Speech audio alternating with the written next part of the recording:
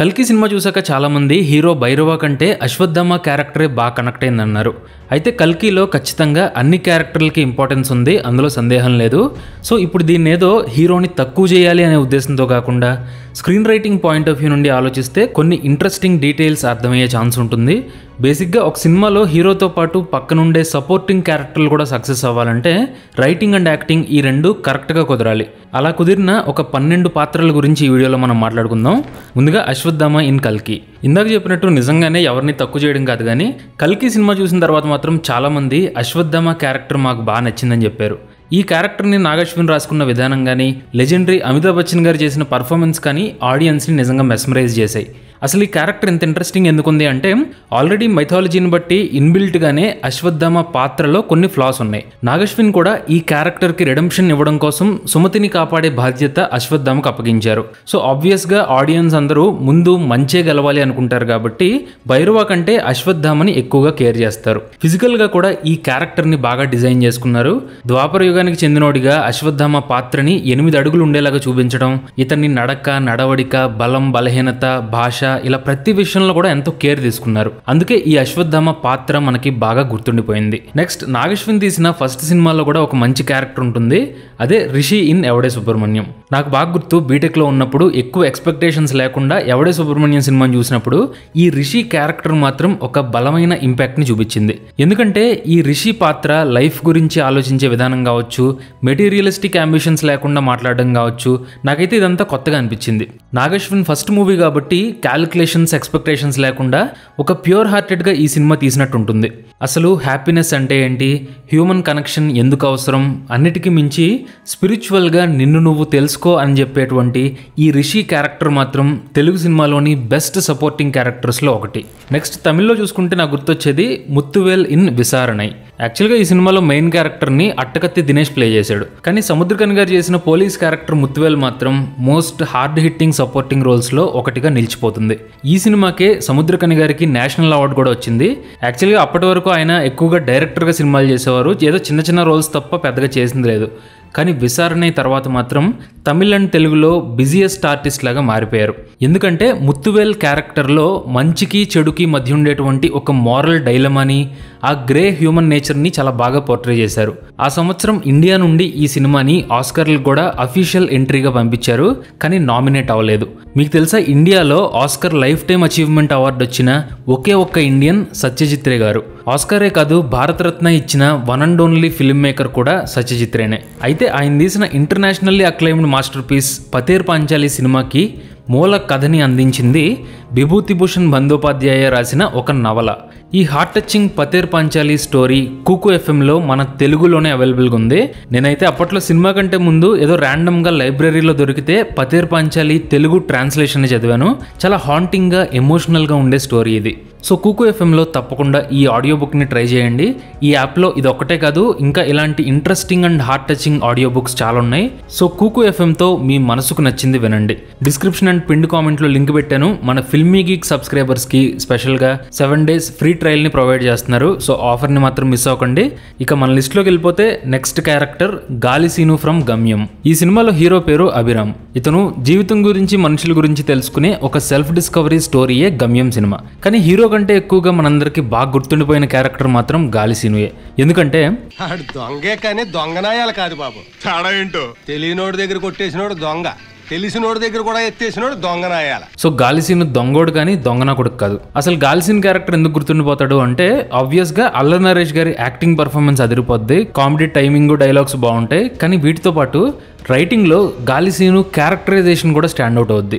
Suppose cinema స్టార్టింగ్లో Gali Seenu just bike కోసం, డబ్బు కోసం అభిరామ్కి హెల్ప్ చేస్తాడు, కానీ తర్వాత ఫ్రెండ్ అవుతాడు.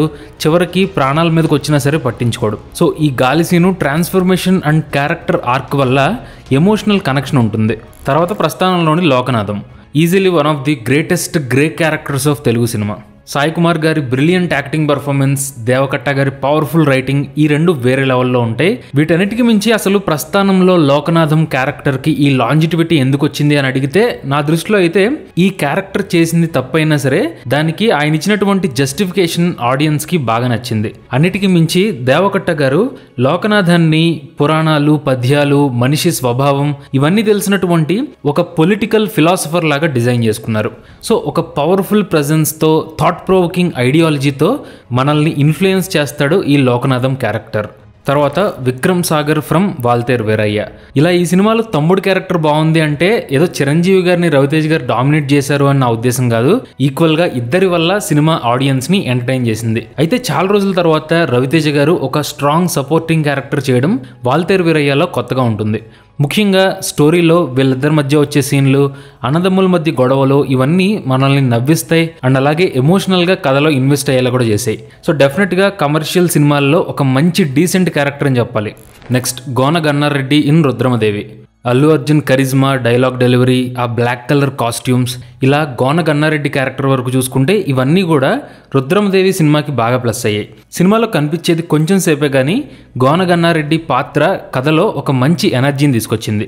ఈ సినిమాకి వచ్చిన రిసెప్షన్ తర్వాత గోన గన్నారెడ్డి మీద సపరేట్గా స్పిన్ ఆఫ్ తీయచ్చేమో అనిపిస్తుంది.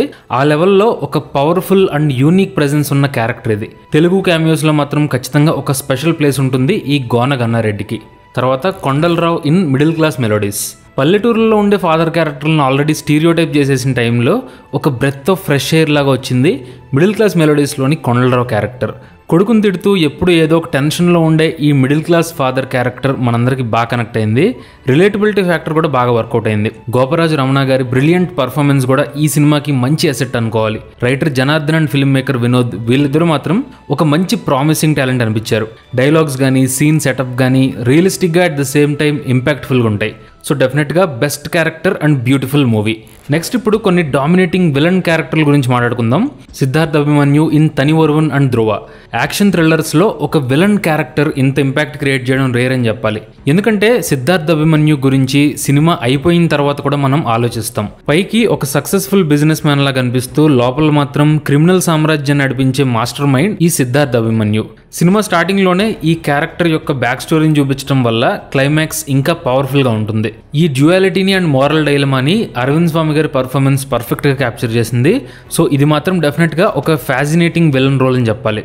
Next Bhavani in master. Lokesh Kanagaraj ఈ విలన్ క్యారెక్టర్కి ఎంత ఇంపార్టెన్స్ ఇచ్చారంటే సినిమాలో హీరో కంటే ముందు ఈ భవానీ క్యారెక్టర్ని ఇంట్రొడ్యూస్ చేశారు. విజయ్ సేతుపతి పర్ఫార్మెన్స్ కూడా ఈ క్యారెక్టర్ని ఎలివేట్ చేసింది, అందులో డౌట్ లేదు.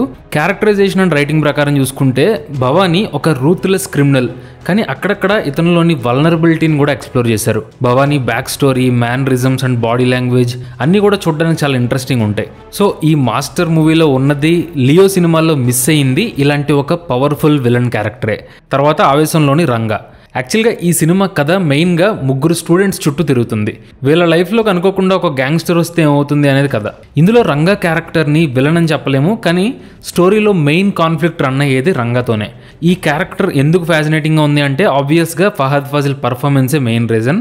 అయితే రైటింగ్లో చూసుకుంటే రంగాని ఒకేసారి రివీల్ చేయకుండా బ్యాక్ స్టోరీతో, క్యారెక్టర్ సైకాలజీతో ప్రతి సీన్లోనూ కొద్దిగా రివీల్ చేసుకుంటూ చివరి వరకు ఈ క్యారెక్టర్ని ఆడియన్స్కి ఒక మిస్టరీలా చూపించారు.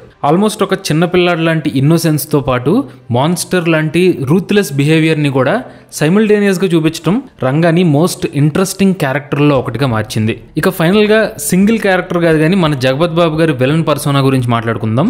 వీటిలో ఆయన కెరీర్ని మార్చిన సినిమాలు legend, Nannaku Prematho, Arvind Sametha and రంగస్థలం. యాక్చువల్గా ఈ మధ్య జగపత్ బాబు గారిని కూడా స్టీరియోటైప్ చేసేశారు. తెలుగులోనే కాదు తమిళ, మలయాళంలో కూడా రొటీన్ విలన్ రోల్స్ చాలా చేస్తున్నారు. కానీ కొన్ని తెలుగు సినిమాల్లో మాత్రం ఖచ్చితంగా డామినేటింగ్ అండ్ పవర్ఫుల్ విలన్ రోల్స్ని జగపతి బాబు గారు చాలా బాగా పుల్ ఆఫ్ చేశారు. లెజెండ్లో ఒక అన్స్టాపబుల్ ఈవిల్ ఫోర్స్ లాగా, నాన్నకు ప్రేమతో సినిమాలో ఇంటెలిజెంట్ కార్పొరేట్ విలన్ లాగా, ఇక రంగస్థలం అండ్ అరవింద్ సమేత సినిమాల్లో ఒక రూరల్ రూత్లెస్ లీడర్ లాగా చాలా బాగా పర్ఫామ్ చేశారు. ముఖ్యంగా రంగస్థలం అండ్ అరవింద్ సమేత రెండిట్లోనూ ఆ పర్టికులర్ ప్రాంతాలకు సంబంధించిన స్లాంగ్ని, బాడీ లాంగ్వేజ్ని కూడా బాగా పోర్ట్రే చేశారు. సో జగపతి బాబు గారు మళ్ళీ కొత్త క్యారెక్టరైజేషన్తో తనని తాను రీఇన్వెంట్ చేసుకుంటే చూడాలని ఉంది. So movie lovers, I hope you like this video. మీకు బాగా నచ్చిన సపోర్టింగ్ క్యారెక్టర్లు ఏంటో కింద కామెంట్ చేయండి. Thanks for watching.